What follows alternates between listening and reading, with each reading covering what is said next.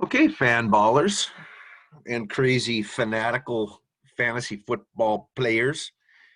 Looks like we had a little bit of a delay in getting this last episode out. It's now Thursday, and I usually have it out by Tuesdays. So, yeah, I know, I know.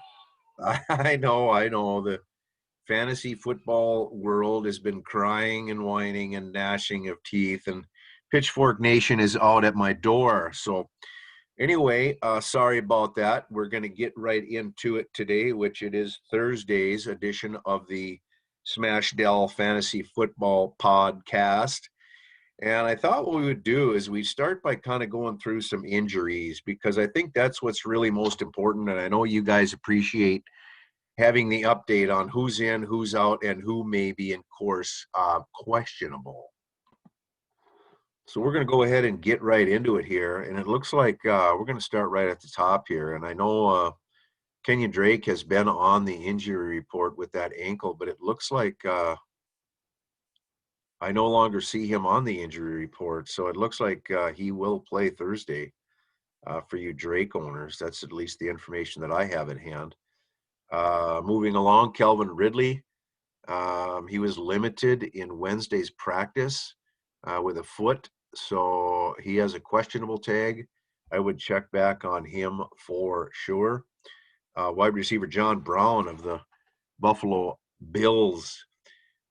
He tweaked his ankle last Sunday in that loss to the Cardinals, and it looks like he's questionable with that ankle injury. So again, no information really of yet consequential to whether he'll play or not. Teddy Bridgewater, which why does he have any validity to his updates? Well, because there is a squad in our league that does have Teddy and has sworn to roll with Teddy the rest of the way. And so he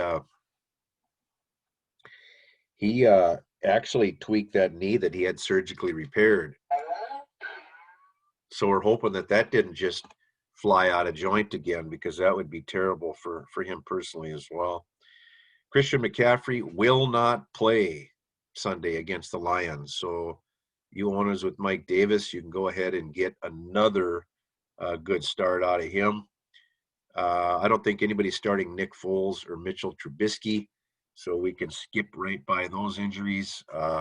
Nick Foles injured his ass muscle, and in that loss to the Vikings, and he took one for the team right on the old pumpkin. So it doesn't look as bad as thought, but that's David Montgomery is out.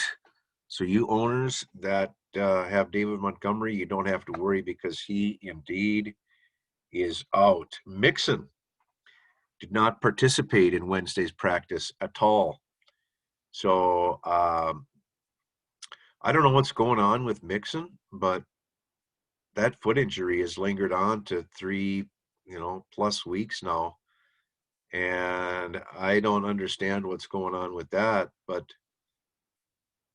if indeed Giovanni Bernard plays, then that's going to have yet another good game. It seems like when Gio does play, that he puts up decent numbers, especially in the passing game. So I would go ahead and plug in one Gio Bernard.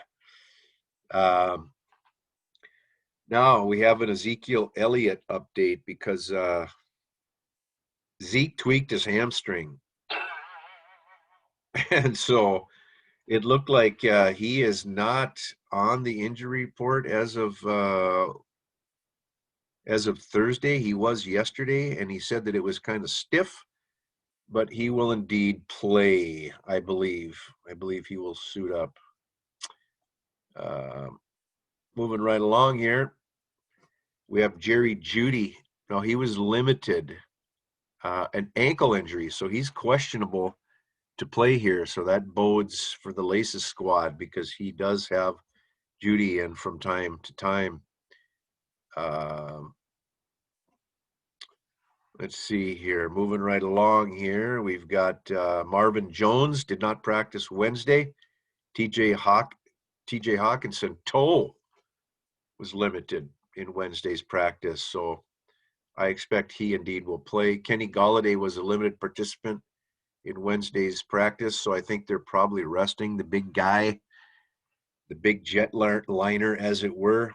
Um, Matthew Stafford, now, kind of bad news for his squad owners is that he actually partially tore a ligament in his right thumb, and they said he actually will probably power through it, but I have no idea how you do that with a ligament in your throwing thumb. But Danny Amendola is out with a hip. Not out, I should say. He's questionable. Did not practice. Um,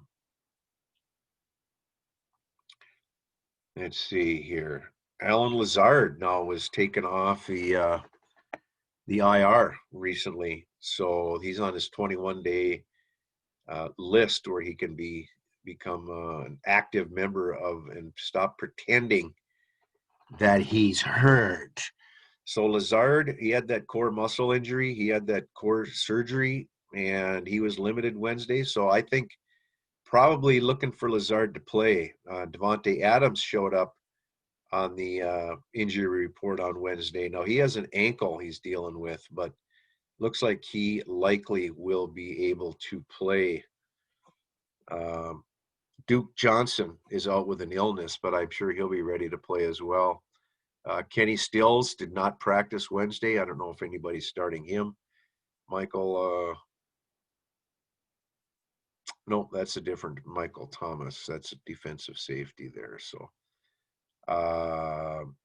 Jack Doyle, he's actually in the concussion protocol. So hopefully for you Jack Doyle owners, he'll be able to participate. But as of right now, he's in the concussion protocol. James Robinson, I mean, but just lighten it up. I mean, he basically is really running. He is scrambling, and he came on with a shoulder injury, so he was limited in practice. So I suppose they'll limit his touches in practice, but he probably will play. Laviska Chenault didn't practice Wednesday. He was out last week. Hopefully, he will bring his owners something to cheer about. He actually had been it's starting to come on a little bit, but again, it's the quarterback play. You have Luton because Minshew is out because he tore the hell out of his throwing hand, and he'll throw a little bit this week, but I highly doubt that he will play.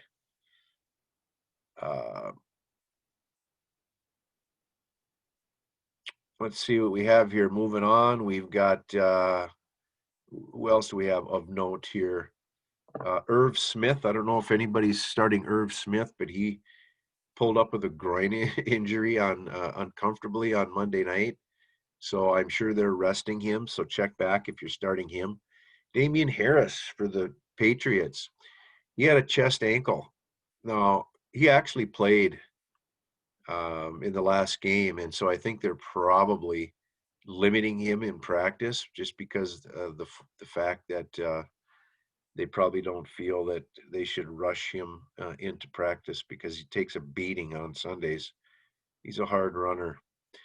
Alvin Kamara, foot injury, showed up, limited participants. So I would definitely monitor that as stock for one. Latavius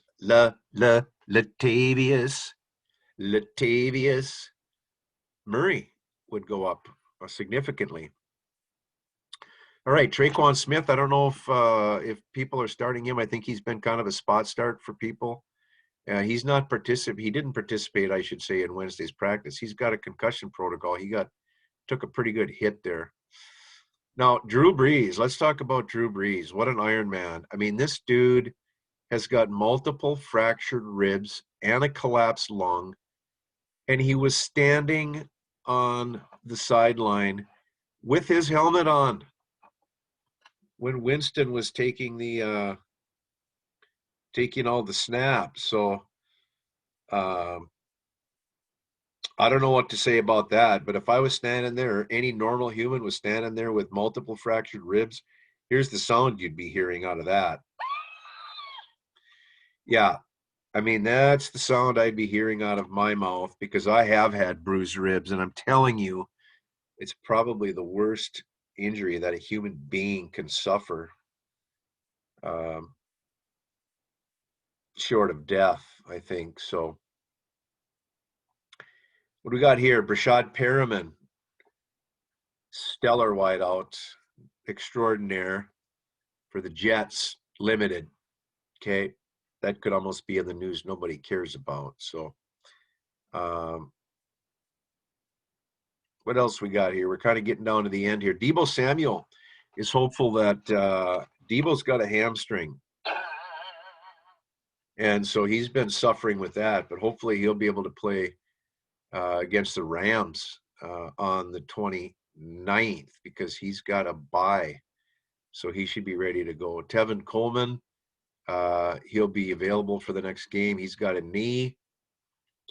And Jerick McKinnon, let's see, suffered a stinger late in the game. So I guess with the bye, it should be no brainer that he and Tevin Coleman, that backfield will then officially become a mess.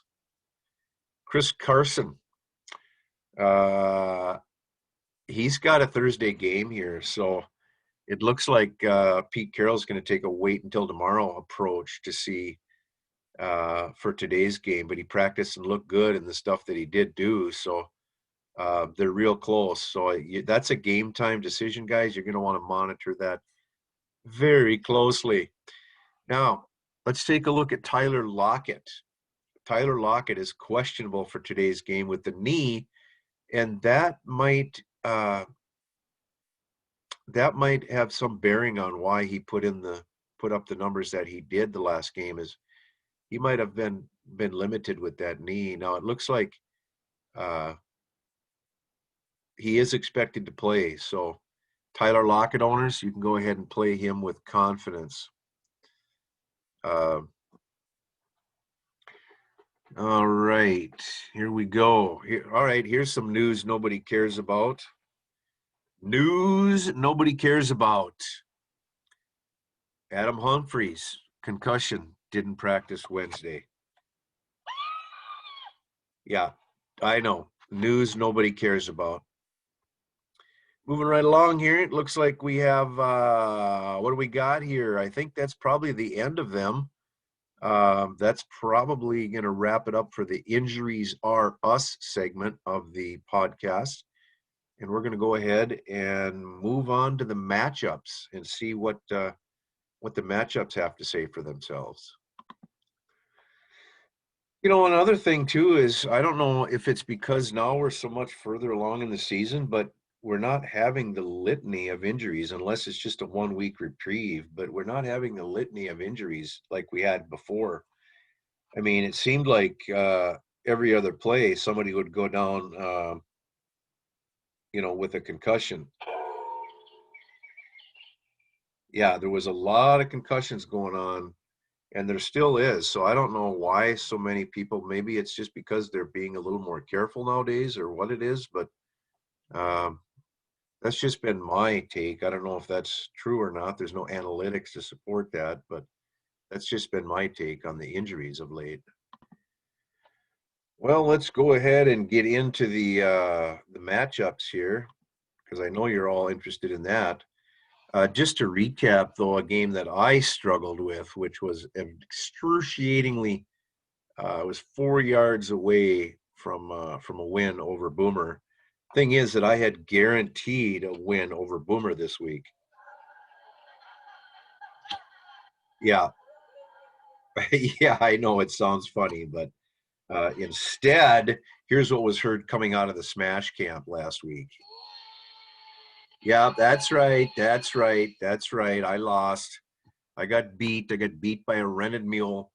So now it's Smash is going to be taking on Laces Out. Now this is going to be what should be a game of the week, but it remains to be seen. Why?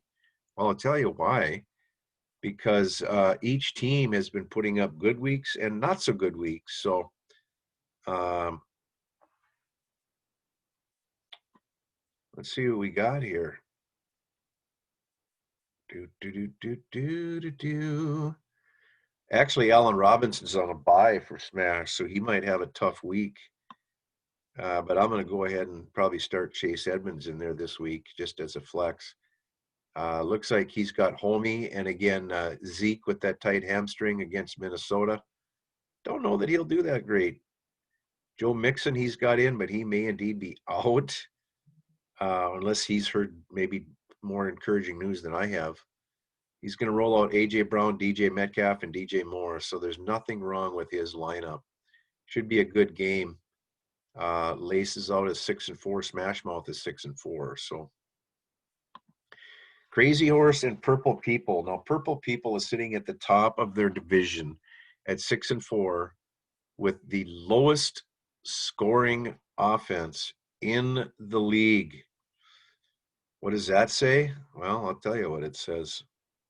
It says that he is likely to be beaten like a rented mule. Let me share that screen here. Let's see if I can share that screen with you here. Struggling with that. Ba-ba-ba-da-ba-ba. Let's see if I can figure out how to share this, because then it will be a little more entertaining for you folks as well. There it is. All right. There it is, guys. Now we got Crazy Horse against Purple People. Now, once again, we've got the turnstile of what do we do with Joe Burrow and Tom Brady and Matthew Stafford. It looks like he is indeed going this week with Joe Burrow. So let's see how that works out. He'll be battling against Derek Carr going against the Kansas City Chiefs. That's actually a pretty good play by Purple. But then Crazy's got Giovanni Bernard and Derrick Henry. So he's got it pretty good there with next man up. Next man up. That's right, folks. Giovanni Bernard. Next man up. You got to do what you got to do.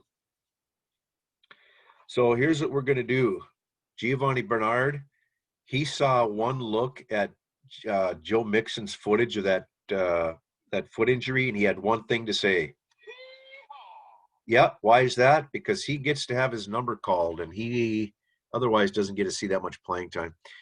Purple People's actually rolling out Kellen Balaj, who is an excellent start this week for the Chargers because he's getting a lot of touches. He's got James Conner and Josh Jacobs, so not a bad lineup. And then he's got Tyreek Hill and Terry McLaurin. So I don't understand why he's been putting up such a lackluster amount of points, but what counts is wins, baby, and Purple's got the wins. Crazy really needs this one in the division because if he loses this and becomes 4-7, it could be lights out for him, even though he's a very competitive squad. He's going to roll out Mike Evans, T. Higgins, and CeeDee Lamb. And T. Higgins has been exploding. Of course, he has Kelsey as well. I'm going to go ahead and do Skol now on meat curtains. And what we have here is Skol. Once again, I feel sorry for you, buddy, because that's kind of what happens every time you play the meat curtains is you come into a buzzsaw. So not really what to say to that, but you can that one goodbye. Because the fact is that you're going to have to pull it out of your ass in order to win that one. Now, he's running out Antonio Brown. Why? Because he has to. He picked him up, paid good dollars for him. So you got to roll with the horses. He's rolling out Tannehill, Fournette, Devontae Adams, Antonio Brown, Will Fuller, and Kenny Golladay. So I tell you what, Mr. 1-6 or 1-5 has now become almost Viking-like, mirroring the actual Minnesota Vikings in that he has put together some pretty good weeks. But here we have Russell Wilson, Clyde Edwards-Helaire, Alvin Kamara, Miles Sanders, Chase Claypool, and Robert Woods. Looks like he's shooting out Claypool there when he has DJ Chark is kind of hindered. Swan Diggs is on a bye, so he kind of has to go with him. Let's call that one meat. We have to. We have no other choice. Ragnar's Revenge coming in at 4-6 against Bridesmaid. 6-4. Believe it or not, what are they doing at 6-4? Their best chance is going to be as a wild card because they're in the meat curtains division here. So uh, I don't know. Rags Stewart's a pretty good lineup, outside of Cam Newton. He's got Damian Harris, Kareem Hunt, Ronald Jones, Julio Jones, and Jarvis Landry. So not a stupidly bad lineup. He's and Bridesmaid, he is let's see, because of the injury to Teddy, looks like he's going with Cousins. Okay, yes, he swore he never would again.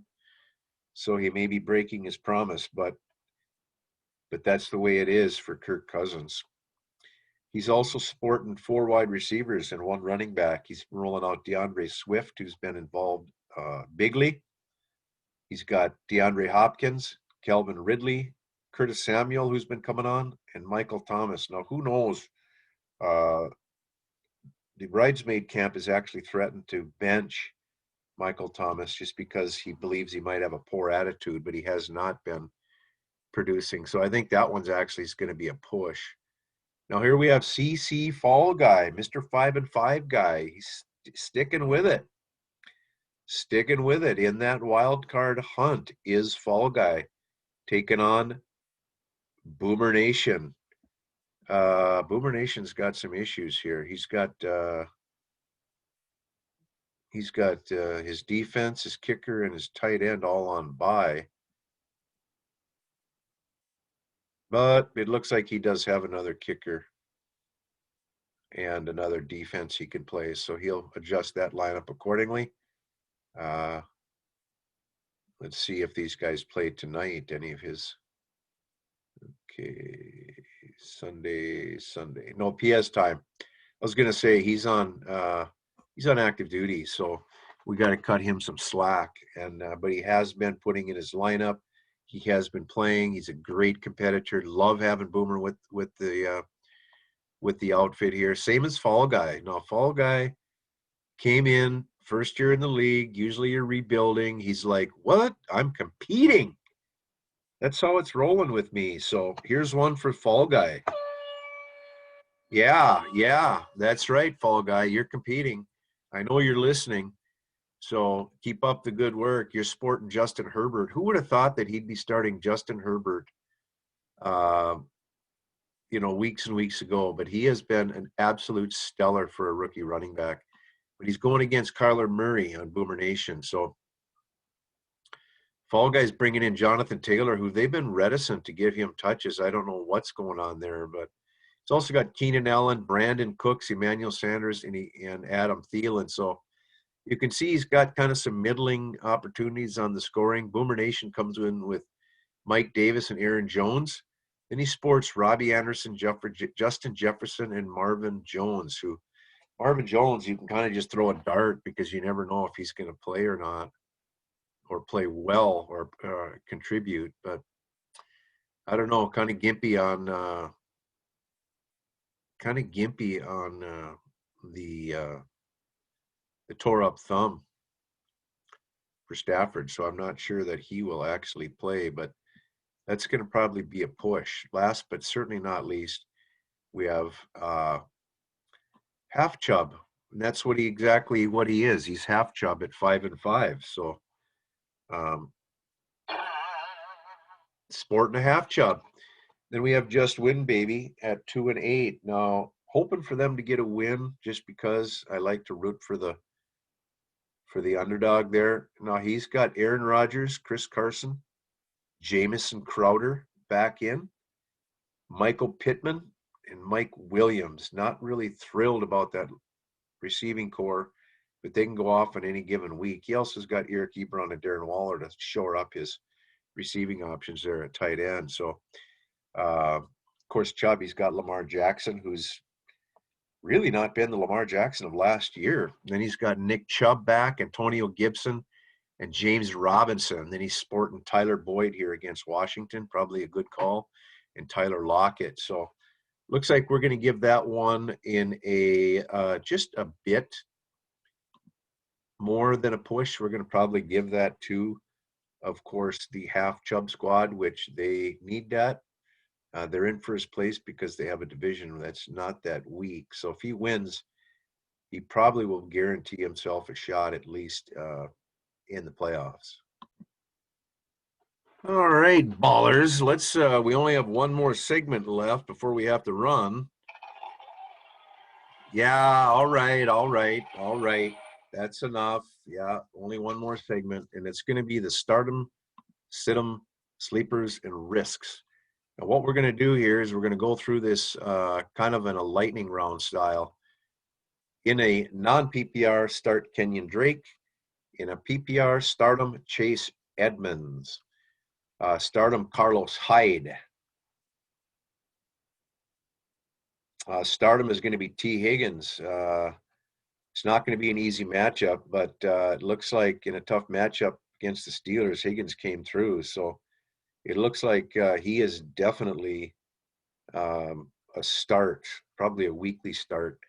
J.D. McKissick is a start in PPR. So it looks like with Alex Smith back at quarterback, McKissick is averaging a target every 3.6 snaps. So definitely a security blankie for one Alex Smith, as he never has had more than about a 5-yard per attempt. Sneaky sleeper here. Cam Sims. Cam Sims has worked as the in that lineup. So although he really is not even ranked and he's projected to get 4 points, I guess a desperation play at best. Stardom Matt Ryan against the New Orleans Saints. Probably at least a top 10 because of the fantasy volume. So he's going to be up there in that mid-20s. Sit him. Jameis Winston against Atlanta. All right. Like Arian says, no risk it, no biscuit.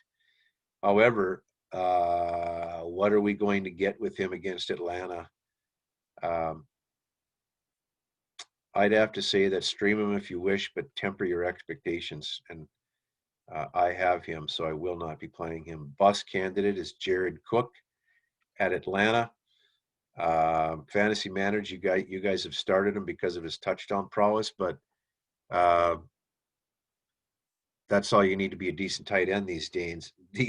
So you got Drew Brees now switching over to Winston, so that's obviously a downgrade, but I have to say that if it's all you've got, you're starting Cook. But since firing Dan Quinn, matter of note here, the Falcons' defense has improved, including just one score to a tight end over its last 4 games. So if you've got better options at tight end, go ahead and start or sit him. DJ Chark. Now, Jake Luton has to get the ball into Chark's hands. But he finished 3rd in targets in a competitive game. What the hell? What is going on there? I mean, come on, Luton. Come on. What's up with that? That's not good. Chark finished 3rd among Jaguars receivers. His bad ball pass rate was 30%. So it's going to be rough when he lines up against the Steelers. So rightly so, you're going to sit Chark in that game. Then we've got Sidham, Duke Johnson. Basically had a great matchup in Week 10, and he put up a stinker. So doesn't look like he's going to have to change his underwear after that one, because 3.8 yards per carry isn't going to do it. That's just because he had a 23-yard run. But what about 1 target? What the hell? It's a lost cause to trust him when his own team won't craft a game plan involving his best traits. And his quarterback typically throws 5 passes or fewer per game to his running back. It's a shame, because the Patriots are pretty meh against the run. So it's a risk to start him in any format. Stardom, Jacoby Myers going against Houston now. Um, he's got a 25% share, but he got a 40% share from Newton over his past 3 games. So um, it looks like he's definitely getting his he's lined up in the slot 30%, 37% of his snaps and used his quicks to get open. So if you're starting him, you're hoping his targets won't dwindle, and he gets at least 13 fantasy points for the fourth game. I don't even think he's owned. You're going to go ahead and start Cam Newton. People say, well, why would I start Cam Newton? Well, because the Texans defense is what I would call beleaguered. So I would say that Newton has a great shot to hit 23 or more fantasy points. You're going to go ahead and start Damian Harris against Houston. Now, Harrison isn't getting every touch in that backfield, but last week he had 65% of them. So he is getting most of the touches. He also averaged north of 5 yards per carry in each of those 4 games. So he's playing a Texans defense that had a running back rush for a score against him in 4 straight and is ranked dead last against the run. So you are definitely going to want to keep a pretty safe floor for Damian Harris in a PPR or non-PPR, actually. You're going to start Travis Fulgham against the Cleveland Browns. Now, why? Because the opponents, Cleveland Brown is 4th worst against the pass. So he had 1 catch last week, which is discouraging, but it's not time to pull the plug on Fulgham. Outside of the wins saving them with their last 2 games, the Browns have allowed 11 touchdowns to receivers. So it may rain in Northeast Ohio on Sunday, but the wind shouldn't be a factor. So Fulgham should be trusted as a high volume target with also touchdown potential. So bust candidate is one Robbie Anderson. And there were 2 big keys to Anderson's early fantasy success: deep ball receptions and a ridiculously high catch rate. So he averaged 8 targets per game through week 6 and an almost an 80% catch rate. Now that has dropped 10%, and he's still not really getting that deep ball. So this feels like a Mike Davis blow-up game here, assuming he's 100%. But look, if you don't have any other option at receiver, you're going to go ahead and start him. Bust candidate would be Jonnu Smith going up against the Ravens. Sneaky sleeper this week is Brashad Perryman of the New York Football Jets going against the LA Chargers. So, but you got to hand it to Perryman. His last game against the Patriots was outstanding. He had a 50-yard touchdown, so he's got definitely an off-snap leverage, and he's got deep speed. The same thing happened earlier in the game, which should have been another deep touchdown, but the ball got knocked away. So even on plays where Flacco throws elsewhere, Perryman was getting open. So Flacco still thinks of himself anyway as a deep ball thrower. So the Jets figured to either play in a competitive game or from behind. So that tilts the game script directly into Perriman's lap. So he's the best boomer bust player you could start. So the Chargers have been beaten by deep throws. Top cornerback Casey Hayward is allowed to score in 3 of his past 4 games. This is coming from Pro Football Focus. So think of him when you set your lineups this Sunday. Start him Kellen Ballage. We kind of went over that too, because Ballage is going against the New York Football Jets. And they say here that he's transformed himself from a cloud of dust clock-eating running back into a hard-charging, versatile player with 20 touch potential. Now, the Chargers coach, Anthony Lynn, in there in Charger Town, has always liked physical guys, which Ballage is. He didn't get any real run or play in Miami, but he's going to lean on him this week. That's what he's going to do. He's playing most of the snaps.